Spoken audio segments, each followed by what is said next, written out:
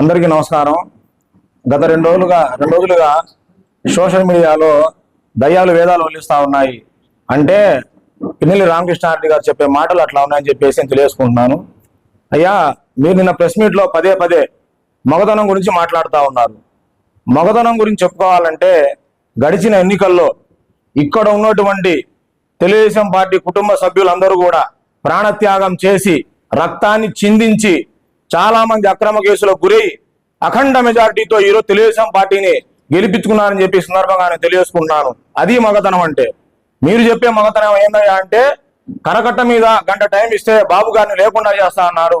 ఆఖరికి గంట అధికారం లేకపోతే వెళ్ళి బాత్రూమ్ కబోర్డ్లో దాక్కున్న మగతనం మీదని చెప్పేసి నేను ఈ సందర్భంగా తెలియజేసుకుంటున్నాను. మీరు మాట్లాడుతూ ఉన్నారు, అక్రమ కేసుల గురించి మాట్లాడుతున్నారు, అక్రమ మద్యం గురించి మాట్లాడుతూ ఉన్నారు. మొన్న చూస్తే గుంటూరు వెళ్ళి ఆంబోతు రాంబాబు గారికి మీరు వంత పలుకుతా ఉన్నారు. మీ అమ్మని తిడితే మీ కోపం రాదండి, మా అమ్మని తిడితే మా కోపం రాదండి. ఆ సందర్భంలో జరిగిన దాని గురించి మీరు ఆయనకి వంత పలుకుతా ఉన్నారు. అక్రమ కేసులు మీరు పెట్టలేదా? మా మీద మీరు అక్రమ కేసులు మీరు పెట్టలేదా? వచ్చి ప్రమాణం చేసే ధైర్యం మీకుందా, మీ కార్యకర్తలకు ఉందా అని చెప్పేసి నేను ఈ సందర్భంగా మిమ్మల్ని అడుగుతా ఉన్నాను. మీరు దాడి చేయలేదా? నా ఇంటి మీద దాడి చేయలేదా? మా తమ్ముడి ఇంటి మీద దాడి చేయలేదా? కేసీరెడ్డి ఇంటి మీద దాడి చేయలేదా? ఈ రోజు మేము కూర్చున్నటువంటి తెలుగుదేశం పార్టీ కార్యాలయం మీద మీ కార్యకర్తలు దాడి చేయలేదా అని చెప్పేసి ఈ సందర్భంగా మేము అడుగుతా ఉన్నారు. ఇంకో మాట మాట్లాడుతా ఉన్నారు, అక్రమ మద్యం వ్యాపారం చేస్తున్నాం, బెల్ట్ షాపులు పెడుతున్నాం అంటున్నారు. పిన్నెల్లి వారు అంటే సారాయి వ్యాపారం రాష్ట్రం మొత్తం తెలుసు అని చెప్పేసి నేను ఈ సందర్భంగా తెలియజేసుకున్నాను.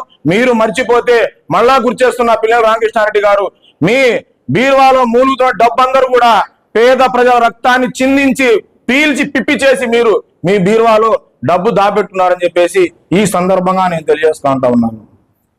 అదే విధంగా మీరు మాట్లాడుతూ ఉన్నారు, ఒక ప్రైవేట్ సైన్యాన్ని తయారు చేశాము, దాని ద్వారా అక్రమ లేఅవుట్లు వేశారు, దాని ద్వారా ఇబ్బందులు పెడతా ఉన్నారు కార్యకర్త అని చెప్పేసి.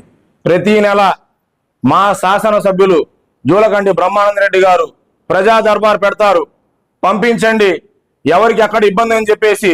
మీకేం ఇబ్బంది లేకపోతే మీరు కూడా రండి, ఆ పత్రాన్ని తీసుకొని ఏ ప్రజా దర్బార్కు వచ్చినా మీ ప్రభుత్వంలో జరిగినటువంటి భూ కబ్జాల గురించి తప్పక, ఆ పట్టాల గొడవలు తప్పక, ఈ 2 సంవత్సరాల ఒక్క పట్టా కూడా ఎప్పుడు కూడా అని చెప్పేసి నేను ఈ సందర్భంగా తెలియజేసుకుంటున్నాను. ఇంకొక మాట చెప్తున్నాను మీకు, మళ్ళీ హెచ్చరిస్తున్నా, తెలుగుదేశం పార్టీ కార్యకర్త సిటికని ఏలు మీద ఎంటిక కూడా మీరు తేలేని చెప్పేసి ఈ సందర్భంగా తెలియజేస్తున్నా. 2029లో మళ్ళా మీరు ఓటమి దగ్గరలో ఉంది. ఇటువంటి మీరు రావటం, మీ తమ్ముడు రావటం, మీ తమ్ముడు మాట్లాడే మాటలు జైలుకి వెళ్ళి రాగానే మేము చాలా మంచి వాళ్ళని చెప్పేసి మాట్లాడుతూ ఉన్నాడు. నాకు ఇక్కడ నేను హైదరాబాద్ లో వ్యాపారం చేసుకునే వాడిని, ఈ అక్రమ కేసుల్లో మమ్మల్ని ఏమో ఇరికిచ్చారని చెప్పేసి మీ తమ్ముడు మాట్లాడుతూ ఉన్నారు.